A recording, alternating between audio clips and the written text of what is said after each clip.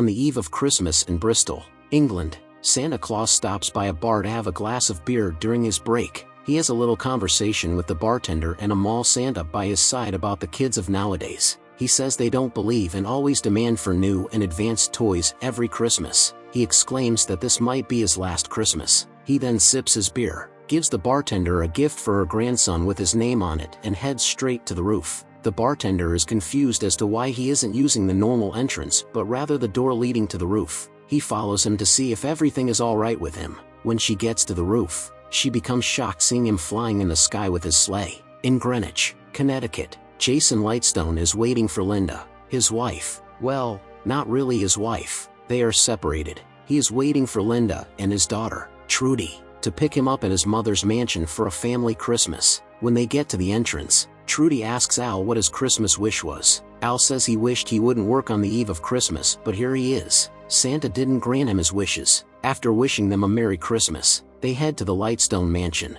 The Lightstones are the richest and most secure family in the whole country. No foreign material could get into the mansion without getting noticed. Today, they hired a catering company to provide the food at the gathering. Trudy and her dad drop their presents for Gertrude, Jason's sister. Alva doesn't really like Jason because he is their mom's favorite child and his daughter is also their favorite grandchild. Alva came with her son Bert, who was accused of sexual harassment in school, but as usual, Gertrude paid off the school and now the family's name has been put on the school's gymnasium. Alva's boyfriend is Morgan Steele and he also came. He is an actor whose intentions are quite obvious. Grandma Gertrude is the coolest grandma ever. She curses all her workers anytime and even her kids and grandchildren when they misbehave. Trudy, her favorite grandchild, rushes to give her a hug when she arrives and they all leave to have dinner. Santa also goes around distributing toys to the kids and taking away the alcohol he finds in each house. In the Lightstone mansion, Jason wraps a walkie-talkie and gives it to Trudy for being nice throughout the year. Jason tells her she can speak to with it and tell him what she wants for Christmas. Jason and Linda wait at the door to hear what Trudy's wish for Christmas is. Trudy wishes for her mom and dad to make up so that they can live happily.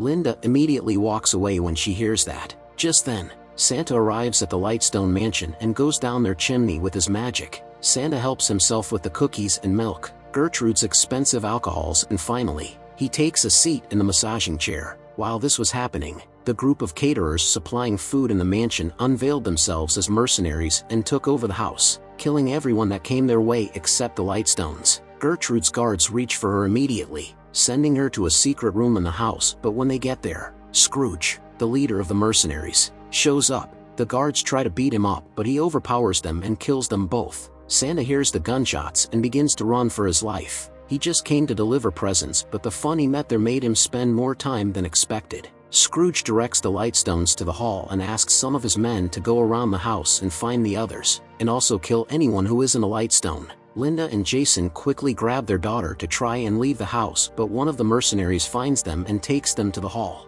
Santa tries escaping too, but his magic fails to work. He touches his nose to go up the chimney several times, but he still remains in the room. The other mercenary eventually finds Santa and asks him to move downstairs. Santa tries to explain to him he just came to deliver a present and he should be allowed to go. The man thought he was just making a joke. He hits Santa with his gun and orders him to move before he kills him. Santa rises and in defense, attacks him with his head. The man shoots the ceiling, which makes Santa's reindeers fly his sleigh away. Santa becomes furious and pushes him out of the window, killing him. Santa is about to leave, but when he sees Scrooge screaming at the Lightstones, he decides that he must do something to help. Gertrude tells Scrooge he will get nowhere with what he is doing, but Scrooge surprises her with all the information about her so-called kill squad who she has sent to come after them. Scrooge even makes it worse when he reveals the amount of money she is keeping in her private vault. The government had given her the money to share amongst the poor in the Middle East, but she decided to keep it. Gertrude is so uncomfortable now knowing that her children and grandchildren are now aware of this. Scrooge and his team are there for nothing else but the money. While Scrooge and the other mercenaries are in Gertrude's vault trying to gain access into it,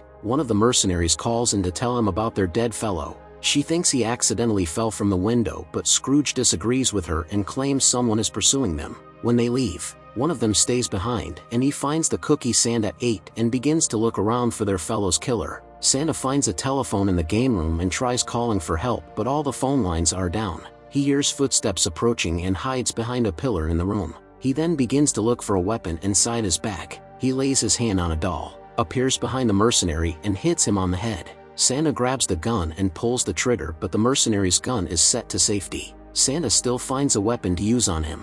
He loads his socks with billiard balls and hits the mercenary's face with it several times. Santa loses grip and all the balls fall out. The mercenary then grabs his knife and cuts Santa. He gets on top of Santa and tries stabbing him with the knife, but Santa quickly pulls the star on top of the tree and brutally stabs it into his eye. When he tries fighting back, Santa plugs the LED, which ends up getting his head on fire. Santa hears the other mercenaries trying to communicate with their guy on his walkie-talkie. He picks it up and tries calling 911. Trudy hears him speaking and asks if he is Santa. When he states that he is Santa, Trudy tells him she has been very good the whole of this year. Santa confirms from his list of good kids and sees that she indeed has been nice. Trudy then tells him about the mercenaries who have camped her entire family in their living room. Santa checks his naughty list and finds out that there are 6 of the mercenaries left to bring. He assures Trudy he will get her and her family out of there. Santa goes to the entrance of the mansion to get help from Al just as Trudy instructed. The mercenaries watch Santa from the CCTV footage while he proceeds to the entrance. Scrooge tells his men about Santa and warns them to be cautious. Santa finds Al dead.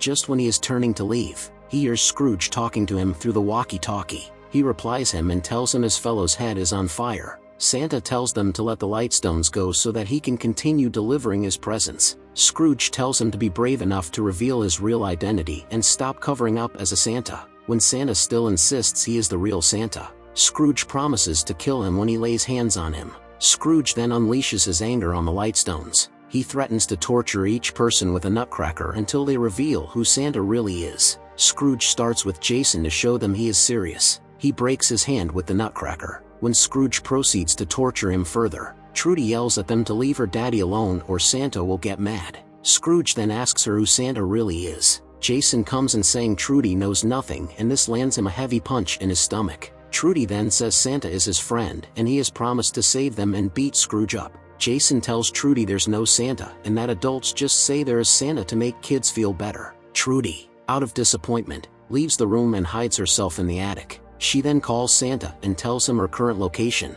She also adds that she will be setting up booby traps just in case any of the mercenaries find her. Trudy then opens up about what her dad told her. Santa tells her that's what most adults think, to make her believe more. He tells her all the wishes and presents she has received from him years back. Back in the living room, one of the mercenaries tells the Lightstones to open up their presents because it's getting boring in there. Alva's boyfriend raises his hands first and tells Gertrude he has something very special for her, only to bring out a business proposal as a strategy to boost his acting career. The awkward feeling shows on Gertrude's face, so Alva tries to change that with her gift. Gertrude opens it up and sees a picture of when Alva was born. Gertrude utters that she was there when it happened, so the mercenary takes it from her and breaks it. It's Jason's turn now, but he says he left his in the car. Bert quickly says he saw him putting one under the tree. He then picks it up and hands it to Gertrude, a bottle of whiskey and a note which Jason keeps telling her to skip reading. After reading it, everyone asks her what was in the note, but she says that will remain between the two of them.